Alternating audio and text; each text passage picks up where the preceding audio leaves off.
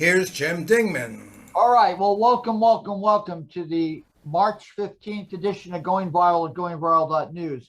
My name is Jim Dingeman. I'm joined on the air with Alex Stavropoulos, Ken Aaron in California, and Dennis Goldstein. Let's look at the top stories today. It turns out that the Proud Boys have been indicted.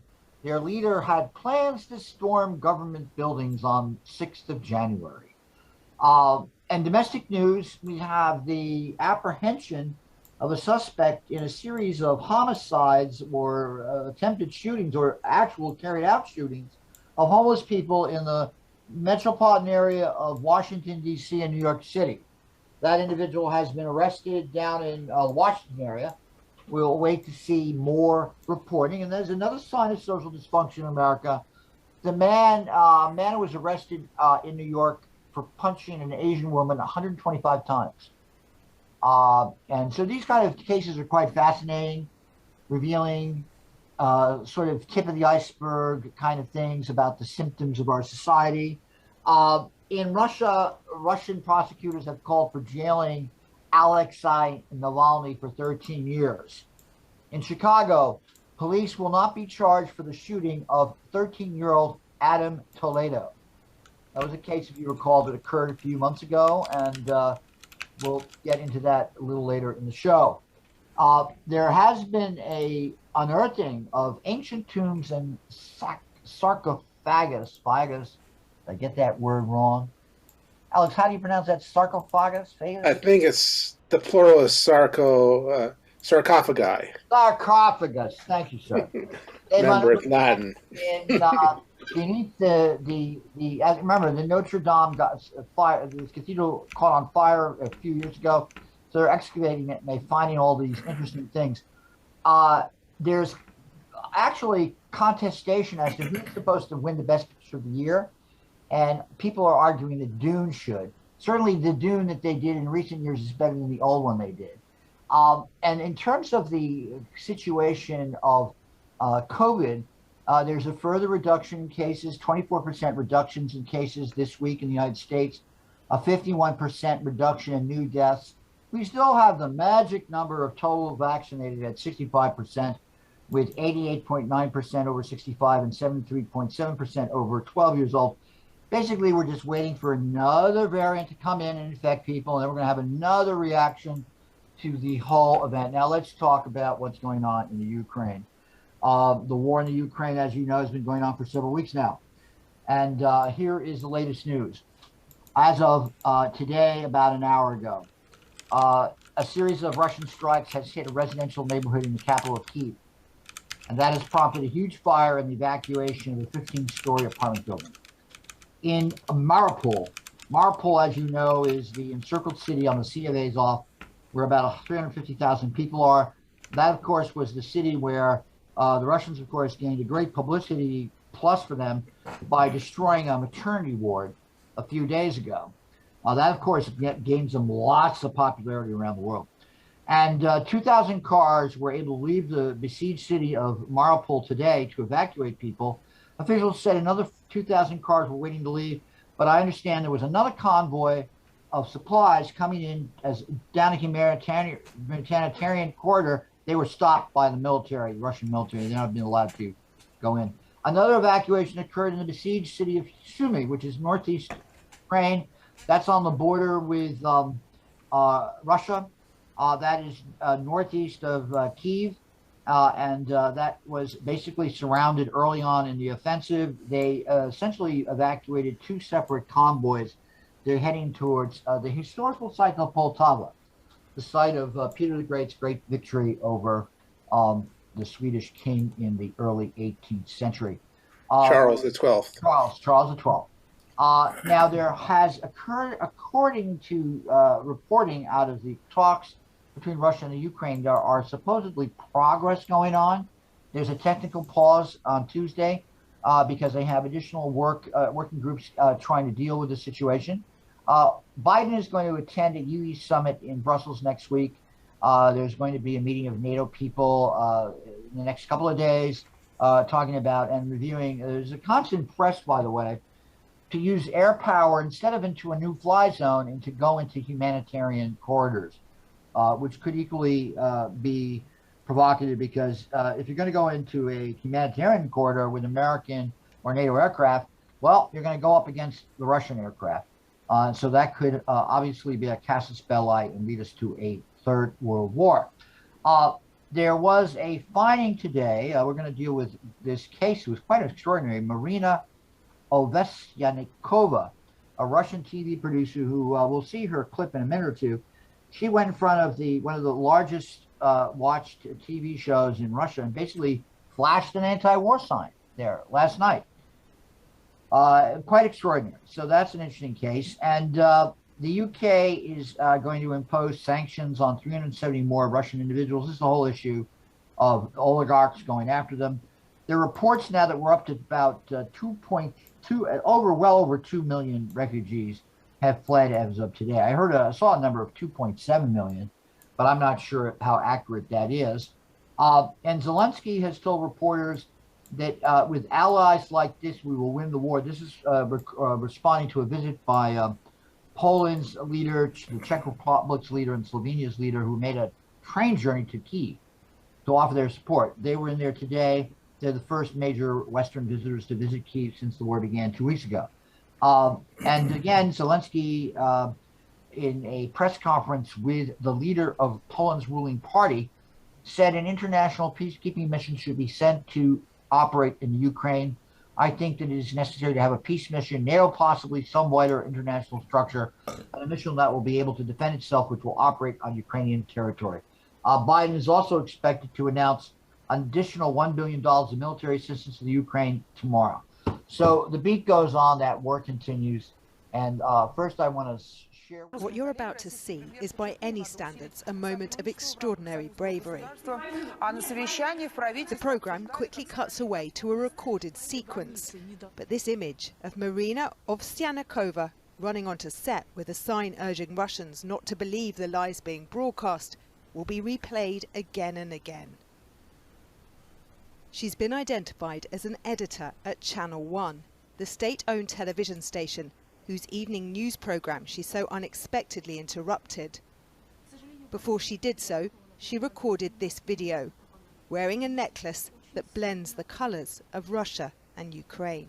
What is happening now in Ukraine is a crime, and the responsibility for it lays with one person alone, and that is Vladimir Putin. For my shame, for the past few years, I've been working on the First Channel, peddling Kremlin propaganda, and I am now truly ashamed of this. The last thing she says is they can't imprison us all. But it's understood she's already been detained for questioning. The seriousness of her situation now underlined by the way Russia's riot police have reacted to even the meekest of protests. This woman led away for holding up a blank piece of paper. This sign reading 2 words, enough for its author to be quickly detained. The Kremlin knows it's fighting a war of information too, and with television still the main news source for most Russians, controlling it is a powerful weapon. It's not all one way. This is a state news presenter, Vladimir Solovyov, in a seemingly unscripted broadside, warning the West they're foolish to think Russia will stop at Ukraine. New laws mean anyone detracting from the Kremlin's message faces prosecution, with 15 years for the most serious offences. Tonight's remarkable protest will be the biggest test of that censorship so far. Marina Ovsyannikova will have known exactly how much she was risking, and we should remember her name. Rachel Younger, News at 10, Riga. All right, so that was ITV talking about this situation yesterday that occurred in the Russian media. And an interesting development, but we all know that there's been a lot of resistance in Russia to this whole policy. Now, let me just share with the audience a piece that has to do with the siege in Mariupol. Mariupol is a city on the Sea of Azov that has been encircled now for at least, how long, Alex? About a week. now they've encircled the Yeah, city? yeah.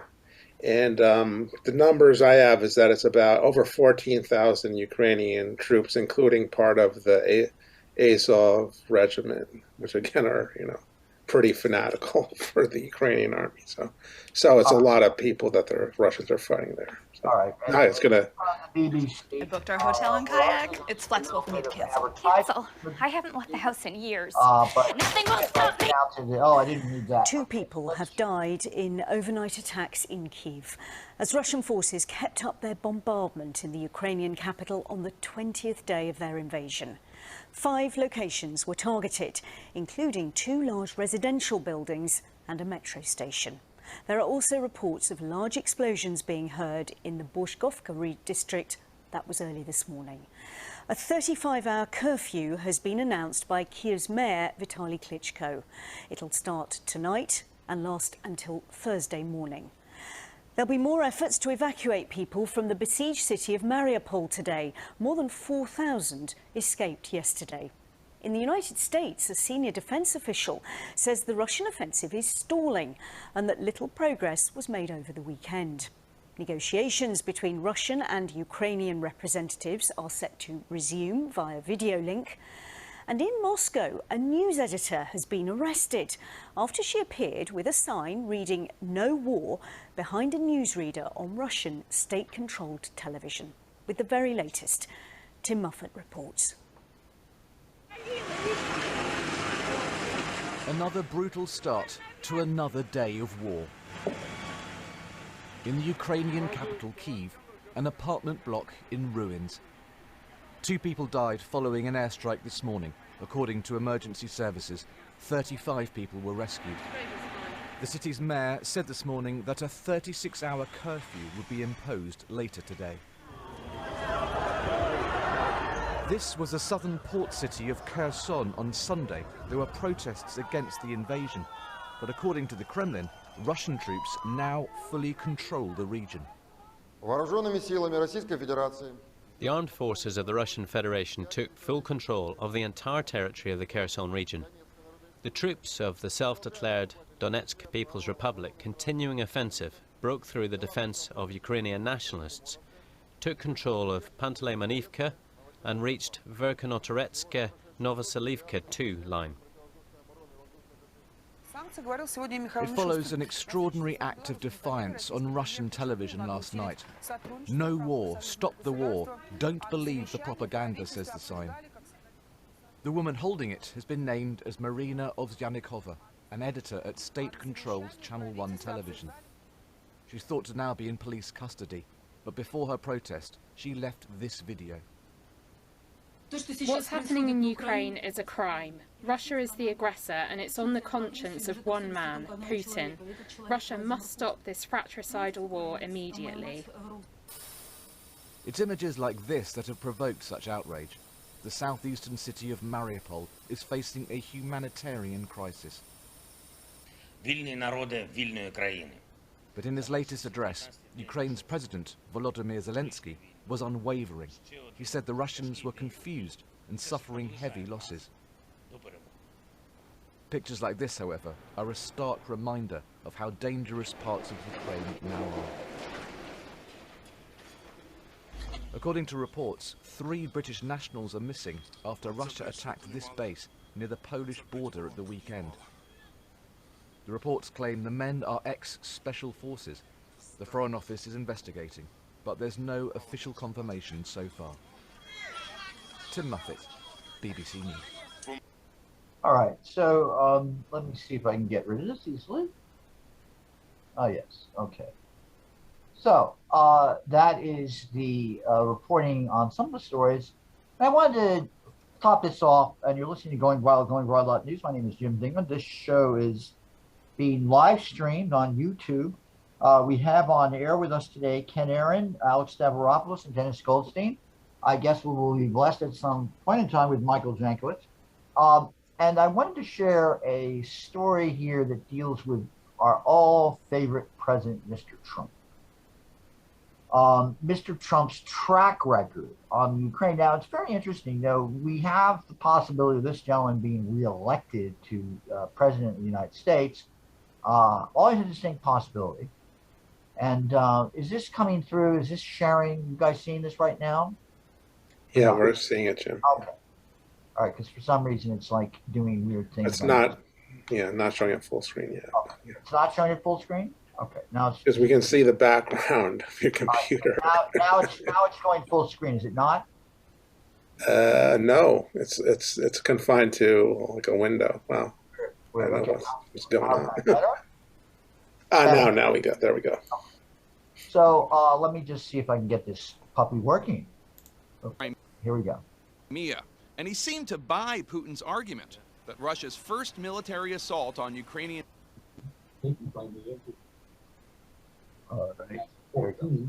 not such a big deal. You know, the people of Crimea, from what I heard, the sound dropped for some reason, Jim. Well, We're still hearing it, but very faintly. Illegally against That's all better. international laws. Paul Manafort, Trump's second campaign chairman, had close ties to Russia. Paul Manafort has done an amazing job. Manafort was a lobbyist for a Russian-backed Ukrainian president for roughly a decade and was paid in part by Russian oligarchs, according to a 2020 Senate Intelligence Committee report. During Manafort's time as campaign chair, the campaign pushed sometimes bizarre and seemingly random disinformation that could have been written by the Kremlin. You had the NATO base in Turkey being under attack by terrorists. You had a number of things that were appropriate to this campaign, were part of what Mr. Trump has been talking about. And when the Republican National Committee's 2016 platform proposed to provide lethal defensive weapons to Ukraine in the face of the Russian threat, that language was quickly tabled and softened, promising only appropriate assistance, once Manafort and Trump's team got involved. That was a big victory for the Russians, and it underscored their sense that they were going to really win big if Trump won the White House, that they would have a major ally in the White House. Trump denied any direct involvement with the change of platform language. I wasn't involved in that. Honestly, I was not involved. Yeah, I was not involved in that. Once in office, Trump pushed the notion that the U.S. had moral equivalence with Russia, even as perceived opponents of the Kremlin kept ending up dead or poisoned. Putin's a killer. A lot of killers. We got a lot of killers. Why you think our country's so innocent? Trump argued Russia should be given back its seat within the powerful G7 summit, even though its membership had been revoked as punishment for attacking Ukraine. I would rather see Russia in the G8 as opposed to the G7. I would say that the G8 is a more meaningful group than the G7. Absolutely. You have Trump lining up very clearly with Russia. You have him at a meeting with G7 leaders telling them, just forget about Ukraine. Ukraine is Russian. Let it go. And of course, the day after Trump fired FBI Director James Comey amid the investigation into possible coordination between Russia and the Trump campaign, the then president met with Russian Foreign Minister Sergei Lavrov and Ambassador to the U.S. Sergei Kislyak, where Trump revealed highly classified information to the pair. We had a very, very good meeting with Mr. Lavrov, and it was, I thought it was very, very good. Special counsel Robert Mueller's report found that Manafort and short-lived National Security Advisor Michael Flynn, who had been paid by Russian entities to attend and speak at this 2015 gala, where he literally dined with Putin, together pushed the nonsensical conspiracy theory that it was Ukraine, not Russia, that had meddled in the 2016 election. Don't forget, Ukraine hated me. They were after me in the election. They wanted Hillary Clinton to win. A prelude to the events that paved the way to Trump's first impeachment. In summer 2019, Trump ousted his ambassador to Ukraine at a critical time.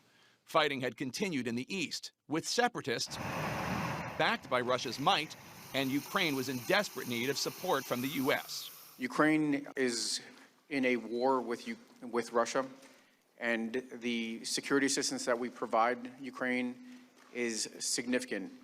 Absent that security assistance, and maybe even more importantly, the signal of support for Ukrainian sovereignty and territorial integrity that would likely encourage Russia to potentially escalate, to pursue further aggression. Weeks later, Trump had his now infamous call with the newly elected Ukrainian president, Volodymyr Zelensky, where Zelensky asked for more anti-tank javelins to protect his country from the Russian threat. And Trump followed up with a request of his own. Trump wanted Ukraine, in exchange for that aid, to help him in his re-election campaign by announcing an investigation into Joe Biden, the Democratic presidential candidate Trump feared the most, according to his aides, and into Biden's son, Hunter, who had a lucrative and ethically dubious position on the board of a Ukrainian gas company. It's just this yet another way in which Trump very openly sided with Putin and dismissed the concerns and the needs of an important U.S. ally. Trump was being pushed behind the scenes by Defense Secretary Mark Esper, among others, to give the desperately needed military aid. And eventually, Zelensky did get the weapons he asked for, and an in-person meeting with Trump, though not the one he wanted in the Oval Office. We need support, real support.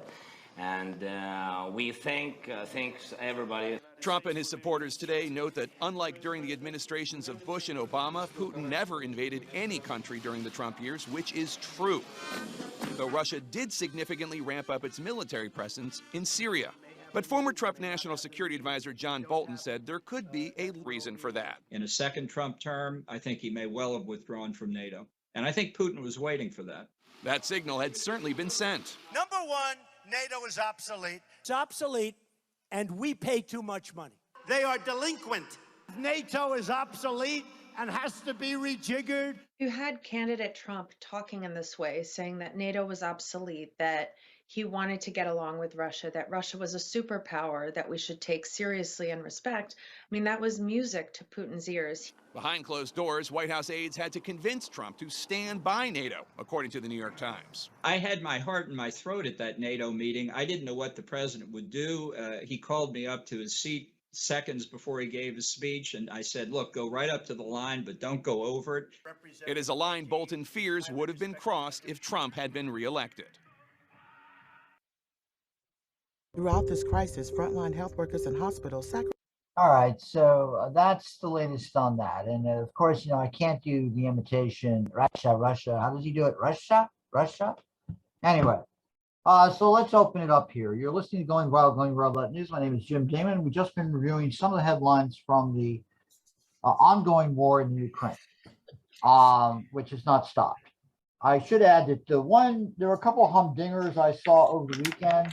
My favorite was the guy who said, let's send all 18 Ohio-class SLBM subs, meaning subs that have nuclear weapons in them, missiles. Let's send them all out to threaten Russia. And let's show them a lesson. And then the other thing that was interesting was Brzezinski's kid, not Mika, wrote an op-ed piece in the Washington Post today. He argued that we should supply right now anti-surface missile batteries to the Ukraine so they can sink ships in the Black Sea and the Sea of Azov, and fly in and set up corridors of no-fly zones to protect humanitarian distribution. Jim, what's his professional background? Is he a journalist too? He's I don't know. He sort of channels his father. So he's some kind of international relations. His father was actually a very brilliant man, a big rival of Henry Kissinger's. They both had a lot of animosity towards each other. A friend of mine who'd been in the Weathermen used to love to mess with Zbigniew Brzezinski when they had classes. So anyway, that's just a little bit about it. Zbigniew used to say, "Oh, it's you, David." He actually enjoyed David, this person, David Grad, who's no longer with us, unfortunately, who had a great sense of humor. And as I say, was in the Weathermen. He was at that famous Flint, Michigan meeting where they all took a bunch of acid together. They filled a big bowl of Hawaiian punch, threw all the hallucinogens in there. And that's where you come out and hear Bernadine Dorn and her compadre talk about, isn't it groovy that Charles Manson killed Sharon Tate? I always remember that as a stellar moment of the 60s. But anyway, so let's hear what people have to say about the Ukraine. Let's start off with you, Mr. Stavropoulos. All right. First, let me point out a factual misstatement from the CNN piece, which is that Paul Manafort was actually working in order to convince the Ukrainian leader Yanukovych to join the EU. So to claim that he's part of this, pro-Putin group is just is incorrect.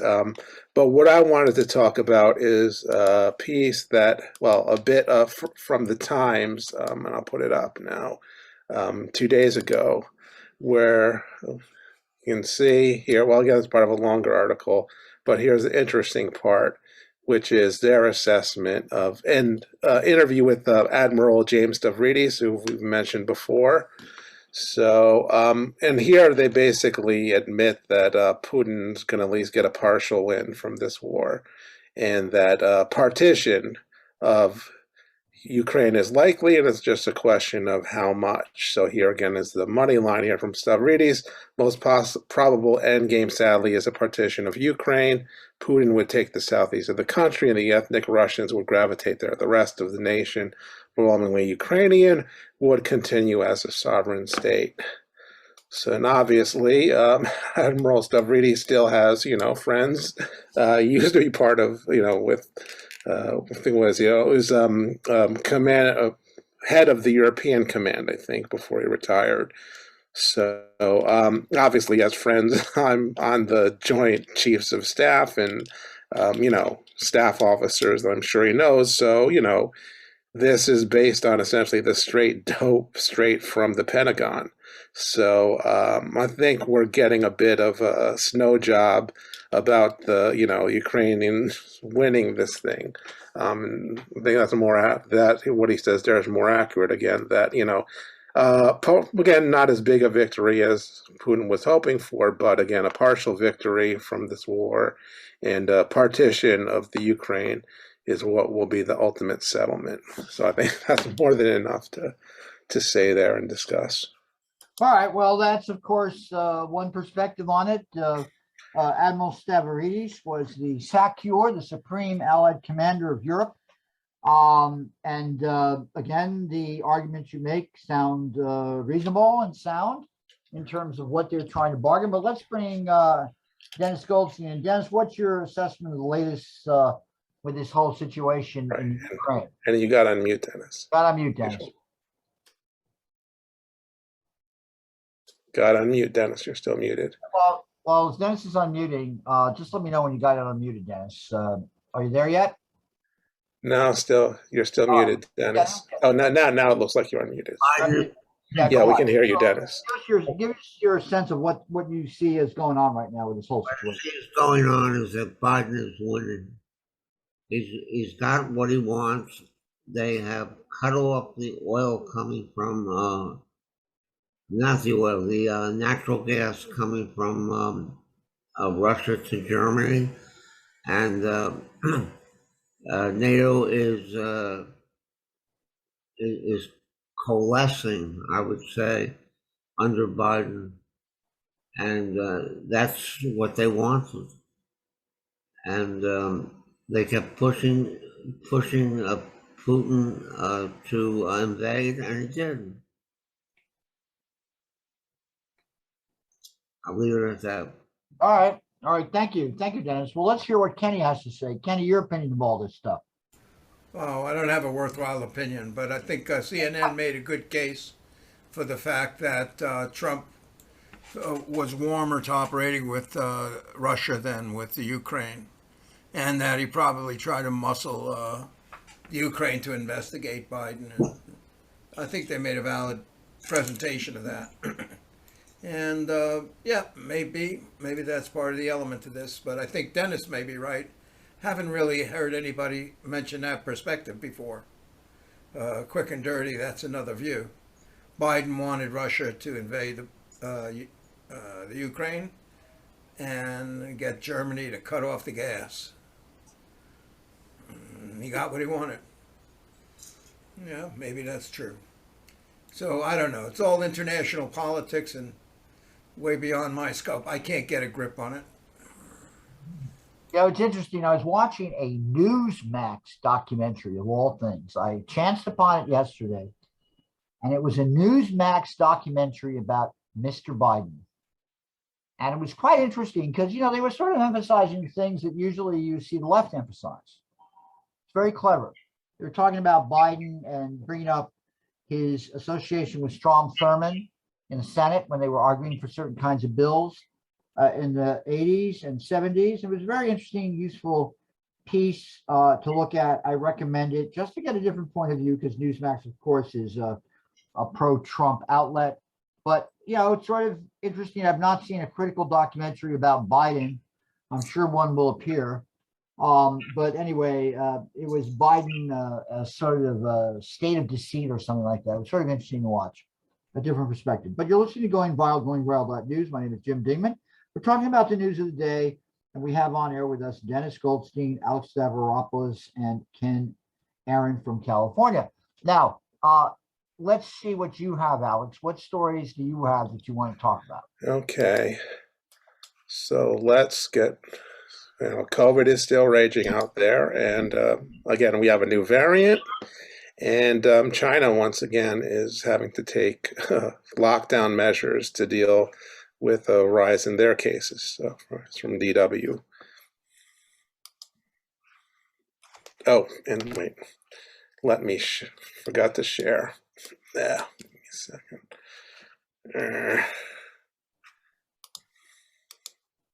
The wonders of technology. Yeah. So, its worst COVID outbreak in 2 years. More than 5,000 cases on the mainland in just the past 24 hours alone. Now, that doesn't seem like much for a country of 1.4 billion people. But remember, this is in a country with a zero COVID approach to containing the virus, an approach that till recently seemed to have been working. Just look at these numbers. Now, on the 1st of January, the country recorded 191 cases. A month later, that number had dropped to 63. And by now, mid-March, it spiked to more than 5,000 and rising. That has meant more and more people under various forms of lockdown and COVID restrictions. One estimate puts it at nearly 30 million people across at least 13 cities in China. Some of those include the capital Beijing, Shenzhen, and Shanghai. Also Jilin in the northeast.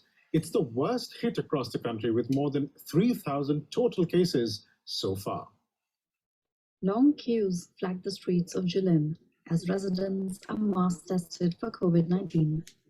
Nearly 90% of mainland China's cases have been reported here.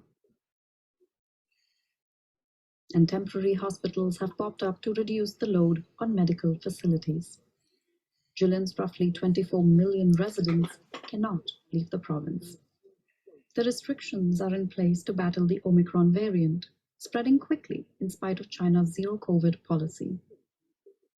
To the south, in Shanghai, food supply has become a concern. More and more residents have been ordered into quarantine, and the city is stocking up on extra food and running deliveries. There's no other way. We definitely have to do what the government has arranged. Is there any other better way to solve it? Omicron is highly transmissible. I have friends who I hung out with a few days ago, but were suddenly quarantined recently. I think the Shanghai government does so to protect citizens. In the long run, it's good.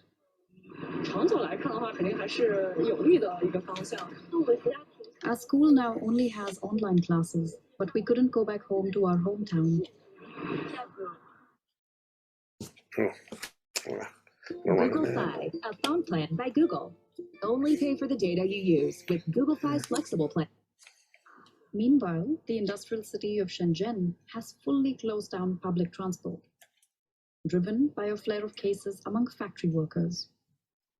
Some people in China are frustrated with tight restrictions forming a noose again, especially as the rest of the world is opening up and learning to live with COVID-19. One resident in Beijing put it this way: I can't understand what's happening in other cities. The control measures were doing pretty well before, and now it starts again. When will it ever end? Joining us now for more from Beijing is correspondent Fabian Kretschmer. Fabian, what is the COVID situation in Beijing? Yeah, the capital is not as strongly affected as many other cities in China, but the situation became noticeably more tense. There are basically two big changes. One is that The queues in front of the testing stations became much longer. One of those testing stations you can see in the back, they just stopped operating for today. And the second big change is that the number of residential compounds that have been put under lockdown is also increasing. And those lockdowns within the city mean that residential compounds are sealed off. There's no going out anymore, at least for 1 week, often 2 weeks. And then during those time, there are many rounds of PCR tests. However, that being said, during most parts of the city, life goes on as normal. Restaurants are open, even bars are open. So it's really, a very interesting situation right now. Yeah, Fabian, this is a city that's really been at the heart of China's zero COVID strategy, that of immediately locking down areas and testing people to contain the virus, as you were mentioning. Do people still believe this strategy is working? Yeah, in general, I mean, the number of rules are relatively high in Beijing. For example, international flights have been diverted already for a long time. They can only land in neighbor cities. And also, if you enter Beijing from within the country, you always need a negative PCR test, etc. That has led to a relatively safe situation. And people here in Beijing are relatively confident of the zero COVID strategy. Why? Because in many cases in the past, it has worked.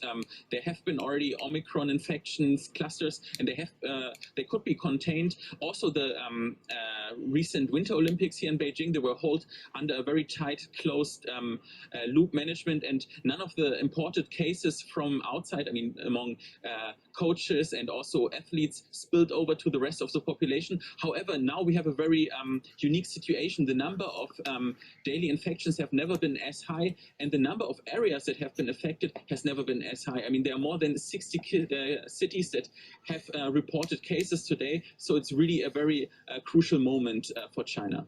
On a national level, Fabian, are people getting tired? Are people getting fed up?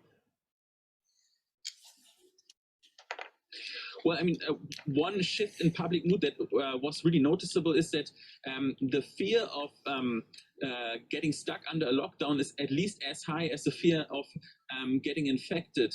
And I mean, there have been several discussions whether we should, relax the zero COVID regime, but the opening up of the debate recently was put back and pushed back recently. So now what the government here is looking at is also the case of Hong Kong. I mean, there the situation got really out of control. The case fatality rate is higher than even than comparable what has happened in the UK before the vaccination rate went up. So it's really a horrifying example. And so right now, the relaxation will not happen before 2023. That's a consent among experts, also because in autumn there will be a very crucial party congress happening. And so probably we will have to stick to with zero COVID. Ivan Crespo in Beijing, thank you very much for that. Okay, so that's, of course, quite interesting. Again, I remember the two people from Harvard who came to talk to us, about, we need to do millions of tests a day and, test and trace on a massive scale. And obviously the Chinese have shown that you can actually do that if you have a government that's willing and, commits the resources. But it's also interesting to mention Shenzhen is part of this outbreak. Of course, Shenzhen is a major manufacturing hub. So undoubtedly, this will have global supply chain impacts down the line. So, which will compound, of course, what's happened with the Ukraine war. So we may be guaranteed now a global recession at this rate. With the obvious economic and political effects that's going to have on the whole world. But anyone want to comment on what we just saw? Ken, you want to go first? All right. Yeah, let me say something. I think that the amazing thing, let me turn this thing off 1 second here. There we go. I think the story behind the headlines is the most significant thing about this, which is every time we see video from China, whether it's Shanghai, Shenzhen, or Beijing or wherever it is, we see it looks like it's all been staged. It's so neat and clean. Everybody is so organized, so dressed up as if they're going out to a show. I mean, yeah, look at the image from their airport. Again, it looks so much better than one of ours. Everywhere you go, and everybody's, they look at ease. They don't look distressed or irritated or frantic or hectic. They don't have like a, no jerky attitudes or anything. It's an incredible phenomenon. And when you see the subways and you say, how did they manage to build subways? That's concrete, railroads, trains, machines, everything. So complex. How did they manage to get that going? It took us hundreds of years and lots of failures. And they just went plop like they opened up a box and made it, with like Legos or something. They just put it all together and there it is. And we rarely hear about, in terms of the scale and magnitude and scope of the society, we rarely hear about train accidents or calamity, automobile pileups. We hear about that like once a month in the U.S. Automobile pileups because of the storm or train collapsed or something. We don't hear those kind of. Or once bridge in a while, collapsed. Yeah, maybe occasionally, but you got to realize the population is 4 times the size of the U.S. at least. Yeah. And the scope and the size of the country, and it's just incredible. So it's a very ordered society. Who cares if they lock down? 13 million people in 9 cities or whatever they're doing. Yeah. And this time they're not sealing them in the apartments. They're probably giving them food. I have a friend there, and he tells me you have to pay. It's like $2,000 a week, and it's one person. You're isolated as individuals. Oh. You're not like in there with your girlfriend or your family or your lover. Right. Or you're just by yourself for 2 weeks. $2,000. Or your family. No, not with your family. By yourself. No? Oh, really? Individual isolation, and if you're. If you're arriving, positive, yeah. if you're arriving in the country. Oh, okay. So I don't know. Maybe they might be closing off families, and I don't know what they're doing. But and another aspect of this, by the way, that should be recognized, it's essentially a monoculture of Han Chinese. It's not just Chinese; it's Han Chinese. It's not Mongolian Chinese, or that there are few subsets of the population. Right. But for the most part, and Hakka people. Yeah. There's some diversity in the religion, but mostly that's from external influences. I did work with people who were, in China they have 5 sanctioned religions that the government approves, right. But they audit or edit the materials. So it's the Chinese authorized version of the Old Testament or New Testament and so forth. But there were Catholic movements that were doing underground churches. Because they didn't want to put up with oversight from the government. So, maybe some of those people, were glorified to be martyrs. I offer myself for the Lord. So they enjoy being that. So I'm just saying that's the understory. Whatever we're talking about, with economics or biological or political or criminal or, crimes they have or oppression. Just look at this, how neatly and the other thing is this, little signs that indicate a lack of oppression. I mean, the guy with the mullet hairdo, the girl with the pink hair, the girls with the short skirts. So you're not seeing a repressive society where women are shrouded and cloaked, and where men are, full beards, or, you get all kinds of quirky behavior. So it seems like there is, there's obviously political restraint. Don't say anything bad about the CCP, but there doesn't seem that much restraint on social behavior that has no consequence. Like TikTok. They may have restrictions on, they do. They have an absolute ban on marijuana in the cities. No pot. Yeah. And it's in contrast to the U.S. where it's getting more and more Right. acceptable. Over there, zero. That's it, zero. Oh yeah, You don't yeah, mess. it's illegal in most states. Yeah, well, I know, but yes, and in China, it's right. Okay. They say that's it. Don't do it. Big mistake. Don't smoke pot. Well, there they have the legacy of the opium addiction. So yeah, I know any government's going to be really worried about drugs. But the expats, the expats, the non-Chinese living in, there's a large community of non-Chinese people who brought American or foreign culture in and arranged for trade. And if you walk down the street in any capital there, you'll see Gucci and you'll see all of the brand names and places I would be afraid to walk into, Well, no, they have a huge number of billionaires that they add every year. Yeah, that's right. So there's not social restraint on that, and there was a lot of underground or back, on the QT use of drugs. But now, no, don't do it. Forget about it. Ken? What about because I've never asked or wondered homosexuality. What's the attitude of the government on that? I don't know. I mean, I've seen some flamboyant people, but I never had anybody approach me, and I'm not aware of it, so I don't know.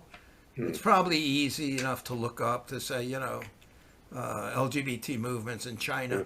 I don't think they do. I've been told by nationals that the basic thing is the government doesn't care unless it challenges their authority.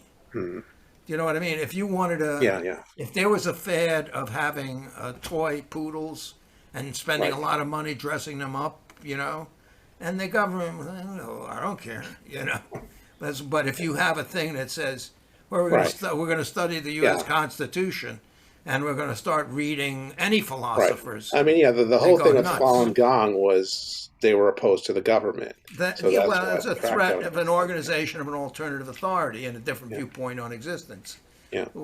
So, it's anything that channels to the government is verboten. So anyhow, that's to me is interesting because it's the headline underneath the headline. It's the hidden story. Good point. Yeah. And you don't see any graffiti. You don't see any garbage in the street. No. You don't see any junky cars. Yeah, it's like Singapore, right? Yeah, so. Although I don't think they cane you there. I don't see any distressed people looking. I'm not happy. You see that sometimes in certain countries. Oh, I'm not happy. But I don't see that there. I say they're just happy-go-lucky, and they're not as flamboyant. I like talking about them because I really like China and Chinese people, but they're not as flamboyant as Americans. They're not like No. They're not like Mel Brooks. You know what I mean? Well, few people are like Mel Brooks, but I get your point, Ken. That's all. So let's. And in terms of that's the main thing that I see in that kind of a news report. Okay. Look at the story behind the story. That's a good point. But Dennis, like your contributions on mute and respond to what's going on in China. You're still muted, Dennis. Still muted, Dennis. Sorry. Hey, Dennis, we need you tonight. Come on, Dennis, unmute.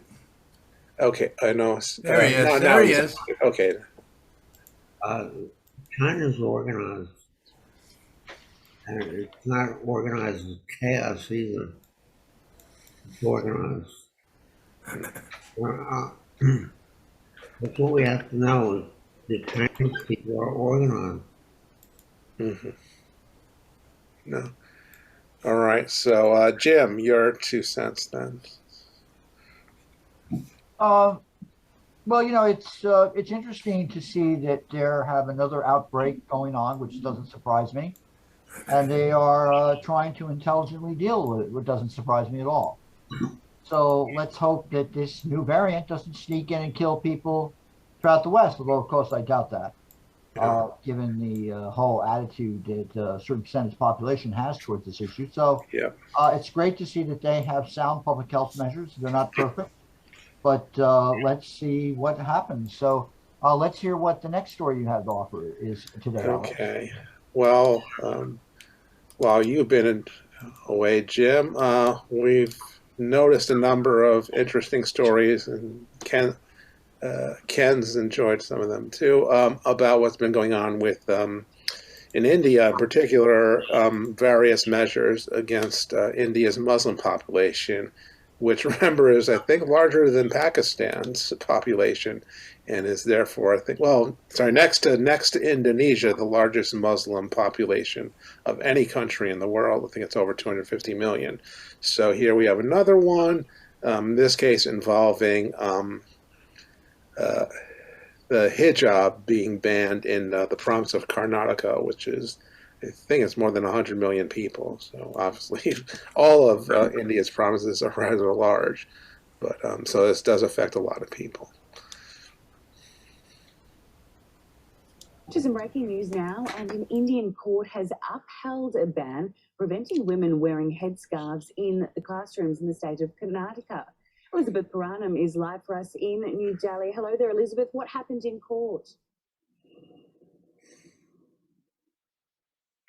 Hello, Emily. Well, the full bench of the Karnataka High Court is still reading its judgment, but what it said so far is that it's dismissing various pleas by students in Karnataka who were challenging the ban on the wearing of headscarves. And the High Court went on to say that headscarves are not part of an essential practice in the religion of Islam, and because they're not part of an essential practice, the wearing of headscarves is not protected under Article 25 of the Constitution, which gives everyone in India the right to religious freedom. Now, that's what we know so far. The students had been arguing in the Karnataka High Court that there is no law which prohibits them from wearing the headscarf, and also that the Constitution allows them to, while the Karnataka state government was saying that while they agree that there is no law, that schools and colleges are allowed to make up their own rules about the wearing of, about displaying religious symbols. Now, this is something that this issue erupted earlier on this year in Udupi when it was just one school, the principal of one school, who asked students wearing headscarves to remove them. It spread to other schools and colleges in Udupi and then in other parts of Bangalore, leading to protests in support of the students wearing headscarves and also protests against them by Hindu nationalists. This is why there is now all schools and colleges are closed in Udupi district. Today, there is also a ban on people gathering in a number of districts in the state of Karnataka, including the capital, Bengaluru, another city, Mangaluru, for a week, with government officials asking people not to protest this decision, but also not to celebrate it. And that is because it is an issue that has polarized many people, not just in Karnataka, but beyond too. And Elizabeth, what's likely to happen going forward? Are there any other avenues of appeal, or are people likely to react?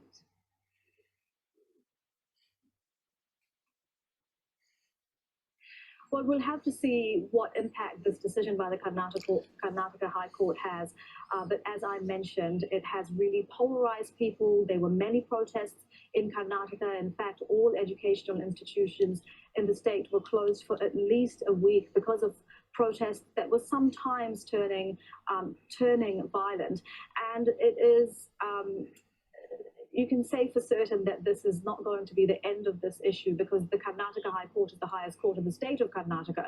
But this is very likely to go to India's top court, to the Supreme Court, where the judges there will have to make a decision and again weigh up whether the Indian Constitution, which gives everyone the right to religious freedom, whether it will also allow students, Muslim students, to wear headscarves. For now, the Karnataka High Court has held up the ban, saying that they're not allowed to. Interestingly, it also said that students won't be allowed to wear saffron scarves, which is something that we saw by Hindu students who were protesting against Muslim students wearing headscarves. Certainly not going to be the end of this issue. Thank you very much for that update, Elizabeth Puranam, live for us in. Okay, so again, so I'd say another example of the influence of the right-wing BJP party, which of course is Hindu nationalists. Remember, they're an offshoot of the I forget how it is, the RSS, which is actually the organization that the guy who assassinated Gandhi was a part of. So they've been through, for the entire history of India's existence, they've been a far right group, ultra nationalist, some would say fascist, and extreme in their Hindu religiosity too. Essentially a fanatically religious and anti-Muslim as being as part of what Modi's been use that for. Again, he's I forget what year it is, but when he was, I forget which provinces, he was in charge of this one province where there was essentially a pogrom against the Muslims there, where more than 2,000 Muslims were massacred with the complicity of his state government. So this is just part of that long history of Hindu nationalism, repression of Muslims. So let me open up to everybody who wants to I have a question. Say anything about it. Yeah. I have a question for Alex. Sure. In India, are the Muslims left-wing? Again, with having, I think it's between 250 and 300 million, they're across all party, they don't have, and I think in general, Islam has a tendency to be somewhat conservative, because just like, I think that applies to, in general to Christian, they're religions that have been around for, millennia. And, therefore they, there's at the very least, there's the support for a traditional family. Who? The Muslims or the Christian or the for any monotheistic religion, I think. The monotheistic religions are right wing or left wing? Right wing. No, right. The tendency is to, Well, obviously, Islam is monotheistic. I mean, again, I say the same thing for my own church, for the Catholic Church. No. Wait a minute. Let's not leave India here. You were inferring, or implying, I guess is the right word. Am I to infer from your implications that the Hindus are right-wing nationalist fascists? You said that those three words. Well, together. the ruling party is, and they've essentially pushed India to being more right-wing. Yeah. Okay, so the Hindus are right-wing. The Congress. I mean, the Congress Party, which again traditionally ruled India through at least the 80s and into the 90s, was traditionally left-wing. I'm just asking. It was secular. It had a lot of socialist tendencies. Under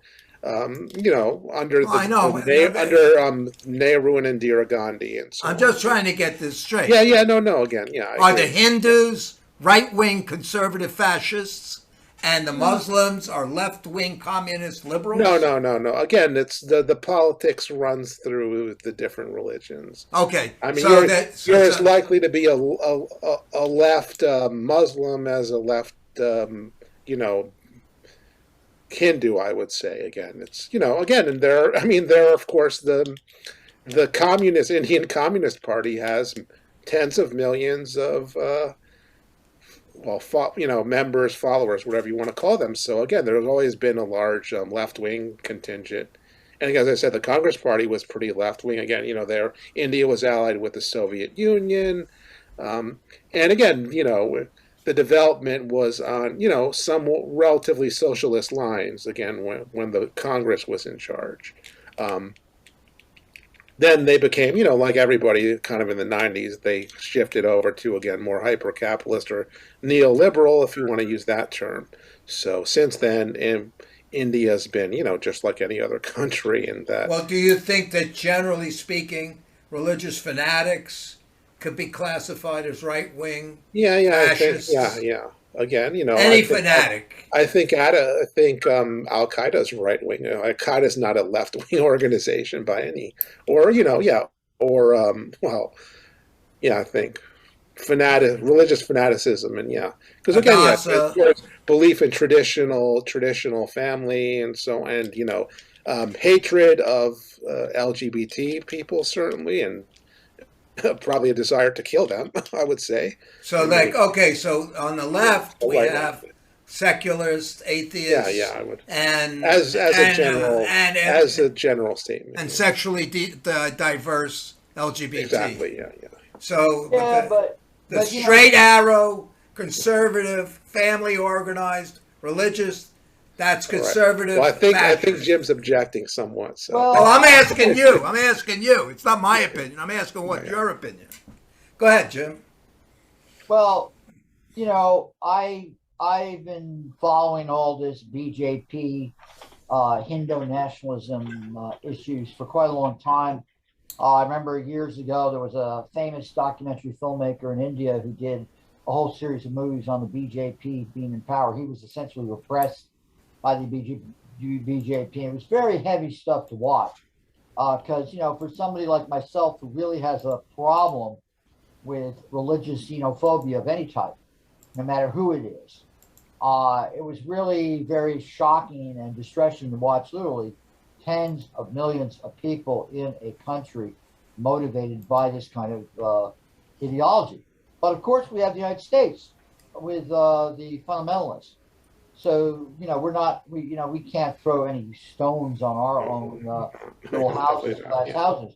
I was curious with Dennis, and anyway, I wanted to also say that we're listening to Going Viral News. We're talking about the issues of intolerance in India in terms of religious beliefs directed at Muslims, bans of wearing the hijab. That's what we're talking about, Alex, right? Yeah, in the state of Karnataka. Similar to what we see in France. Because in the United States, I don't care if somebody wears a hijab. I could care less. That's their right to practice their religion. I've been around, I know people on this call have been around different kinds of alternative religions throughout their life. And I think that people have to respect people who have different religious beliefs. And that's something I think, I hate to sound naive, but that's something I sort of take as ingrained as being an American. So, and I say that proudly. So, but anyway, let me hear what Dennis has to say, because I'm also curious to see if you have anything you want to present, Kenny, tonight. Oh, I do, yeah. Lined up. I got some stuff lined up, so I want to get through all this. Dennis, do you have any comments about this xenophobia, religious xenophobia? All right, he does not. All right, let's go to the next one. Let's go to the next one, Alex. Well, let's see. I've got one. Let's go to you, Kenny. Okay, I've got something, as they used to say on Monty Python, and now for something completely different. Completely different. So let me run this. Oh, I got to do this. Oh, and as you're doing that, Ken, before I bring up, ask for something completely different. I would put on notice to any of the people who listen to us who are in New York City. There's a very interesting film about Steve Post, who was basically a announcer, talk show excellence, par excellence at WBI Radio in New York City, and also WNYC Radio down in Lower Manhattan. He's playing at the Film Forum down in the Village, playing in the FM band. What's amazing about Steve Post is he's considered responsible for raising $22 million to buy the license of WNYC Radio from Mayor Giuliani, who wanted to privatize it. But I recommend going to that film. But anyway, let's go back to Kenny. Kenny, what do you have to show here? Okay, what I'm going to show, I think it's 12 minutes. I'm going to speed it up a little bit. Okay. But here it goes. Carmel, Indiana is home to an unusual record. The city of 97,000 people north of Indianapolis boasts over 125 modern roundabouts, more than any other U.S. city, and they're proud of it. This number accounts for 3% of the country's 4,000 total roundabouts. But compared to other countries, the U.S. is not holding any records. France has the most roundabouts with over 30,000 constructed across the country. It is followed closely by the United Kingdom with 25,000 roundabouts. So how did one small Midwestern city become the roundabout capital of the U.S.? The reason can be credited to Mayor Jim Brainerd. During his graduate school trip to England, he observed the ease and safety of the country's numerous roundabouts. Drivers were yielding to traffic and to bikes and to pedestrians. No unsightly traffic signals and no long lines or congestion. It made me wonder why the U.S. had not built more roundabouts. When Brainerd was elected mayor of Carmel in 1996, he made it his mission to cover the city with roundabouts. But an ease in traffic congestion was not the only reason behind his campaign. In fact, the roundabout is the intersection of choice for many modernized countries because of its proven safety. Carmel, Indiana alone has seen a reduction in the number of injuries from car accidents by about 80% since the 1990s. So if roundabouts are increasing safety for drivers, why is America lagging behind? I hate them. They're the worst things ever. Just Americans like me hate it and don't think they're necessary. I think that it's taking a long time and I'm scared I'm gonna miss the exit I need, and so I end up going maybe 2 or 3 times more than I need to. There are over 300,000 existing signalized intersections in the United States. According to the Federal Highway Administration, more than 50% of the combined total of fatal and injury crashes occur at or near these intersections. On average, over 10,000 people are killed each year in collisions at them. Yet, studies show that modern roundabouts reduce accidents by 38% and fatal crashes up to 90%. So why does the collision rate drastically drop? Well, the answer lies in the construction. A roundabout is a small one-way circular intersection built around a raised center island. Drivers must yield to circulating traffic as they enter and exit out their desired street. Because drivers are forced to slow down upon entry, the collision rate drops. They are no longer racing to beat the red light. Even if an accident occurs, injuries are less likely due to the lower speeds. Take note though, this is the definition specifically for what is called the modern roundabout. This is because the modern roundabout is often confused with the similar intersections known as traffic circles or rotaries. Unlike modern roundabouts, traffic circles are much larger in shape. Drivers enter traffic circles in a straight line at faster speeds, and they're not required to yield to oncoming traffic. In modern roundabouts, drivers navigate a gentle curve at a slower pace. Traffic circles often use stoplights or stop signs within the circular intersection. This is Columbus Circle in New York City. Built in 1905, it's considered to be the world's first traffic circle. Following its construction, large traffic circles began spreading around the United States. But because their layout enabled high-speed merging and weaving, they caused more vehicle collisions and they quickly fell out of favor. A big issue with these circles was safety. The fact that cars had to suddenly be stopped in the middle of it while everyone's coming in at speed, and that's scary. That's Gordon Meth, a civil engineer. And not all our cars perform as fast as others, then they would get congested. Those were the reasons why circles fell out of fashion, and a lot of government agencies went around trying to get rid of circles. By the 1950s, development slowed to a halt worldwide. Fast forward to 1966. A city engineer named Frank Blackmore of the United Kingdom wanted to rectify the problems caused by traffic circles. So, he developed what is now known as the modern roundabout. Blackmore established the give way rule for his modern roundabouts, which required entering drivers to yield to circulating traffic. This created a much safer intersection than the original traffic circles. The idea quickly gained favor, and the modern roundabout began spreading throughout parts of Europe. The changes Blackmore made were successful, and over time, accident rates dropped drastically. But the trend was not catching on in the United States. Engineers weren't convinced that the improvements Blackmore enacted were safer for drivers, and Americans still had a largely unpopular opinion about them. So American engineer Leif Arston set out to change that. In 1984, Arston reached out to Blackmore for help. In 1941, Sir Winston Churchill asked America to join Britain in a struggle to protect democracy. We join you, and together we triumphed. Now, 45 years later, I am calling upon you to help me with the difficult struggle in which we are both engaged. We are trying to bring the British-style roundabout to the Western Hemisphere. The fighting is tough, the slogging is slow, and the resistance is stiff. In the spirit of Anglo-American cooperation, will you join us and lend a hand? Blackmore quickly agreed to a meeting with Orsten and traveled to the United States. Together, the two set out around the state of California, persuading traffic heads to begin building modern roundabouts. However, the public was not convinced. Surveys showed only 20% of drivers approved of their construction.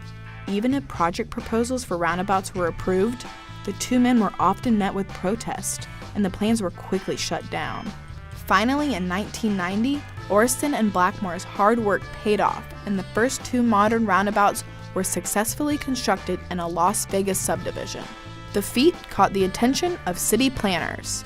Other communities followed in their footsteps, and roundabouts slowly began popping up around the U.S.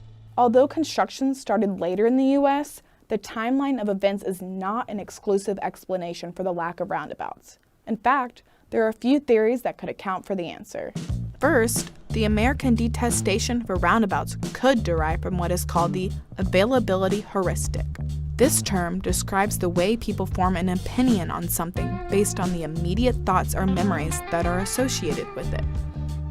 The scene of Clark Griswold getting trapped while driving in a traffic circle and European Vacation may come to mind. It's amazing. I cannot get left. There's Big Ben, kids, Parliament. Or perhaps the time Homer Simpson drives hopelessly around the Lambeth Bridge roundabout before swerving out in a desperate attempt to escape the never-ending nightmare. Keep turning, keep turning, keep turning, keep turning. I see an opening. No, Only to crash into the Queen of England herself. That's it. I'm acting the way America acts best. Unilaterally. When thinking about modern roundabouts, many Americans tend to envision traffic circles.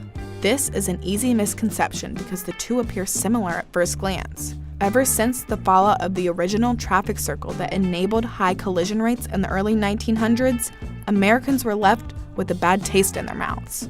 So, the assumption that modern roundabouts will be just as dangerous is formed.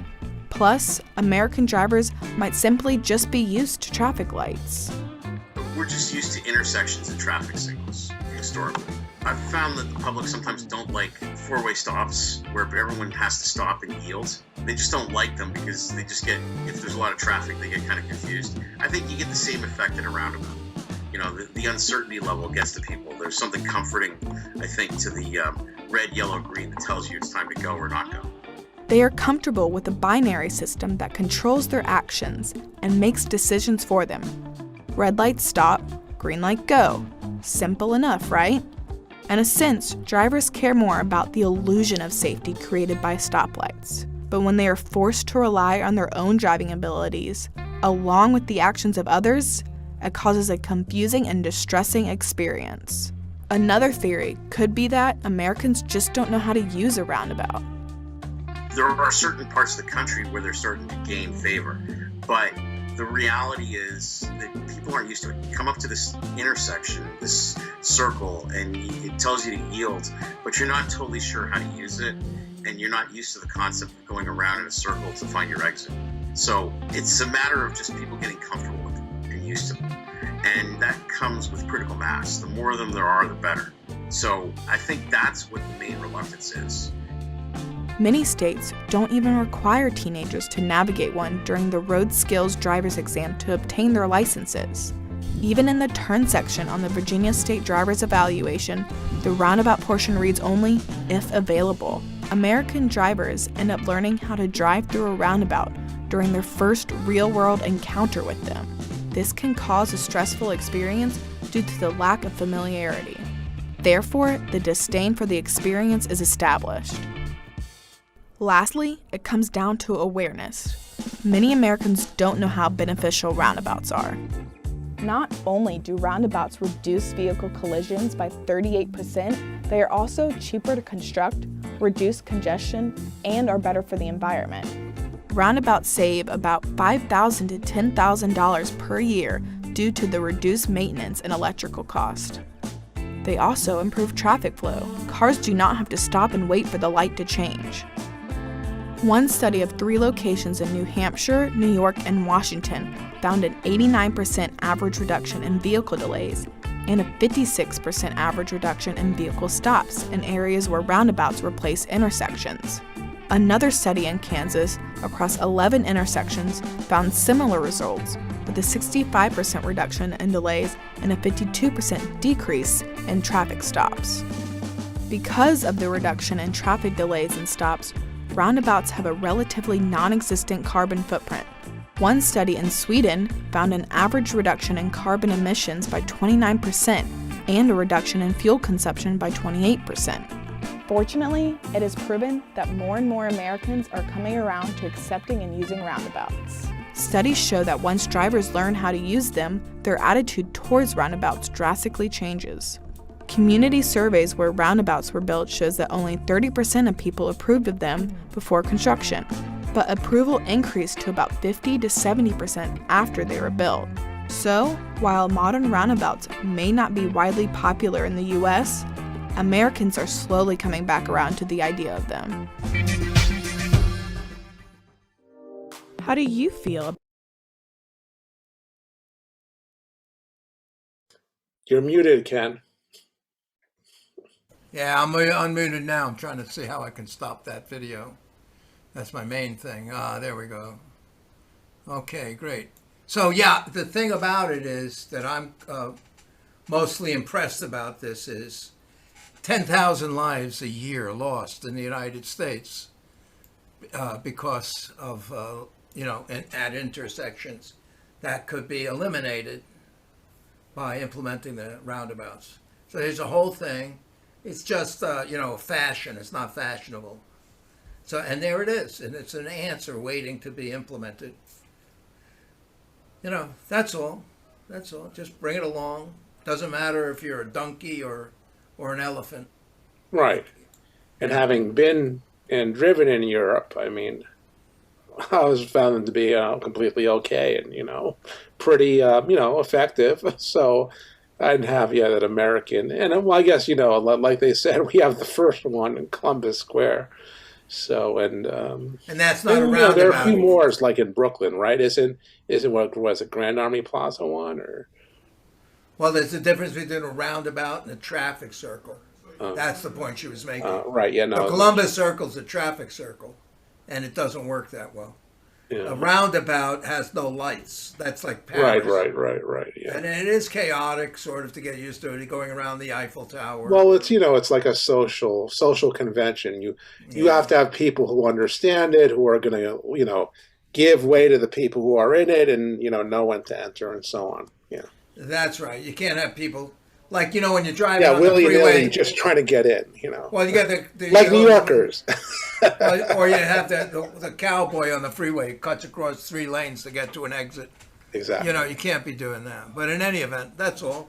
So it's a good piece. It was Okay, so let's go back to you, Alex or Jim. Okay, give me a sec to find. Unless Jim, do you have another one? Because I got to find this thing.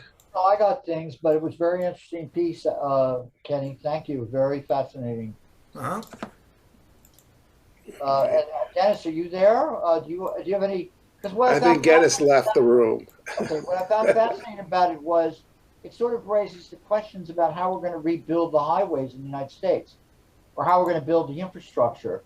Because I've driven around roundabouts in Europe, and people, it's sort of like, oh, this is cool. And I've driven around Paris and seen those kind of roundabouts in action. I've driven, London's a little differently. There are more maniac drivers in London. But it's a very interesting piece that you showed. Very interesting. Yeah. All right. And I'm ready, Kenny. Yeah, because you're going to like this one. Because it's on something we discussed before the show started, which is this latest about the lab leak theory from Rising from the Hill. Go ahead.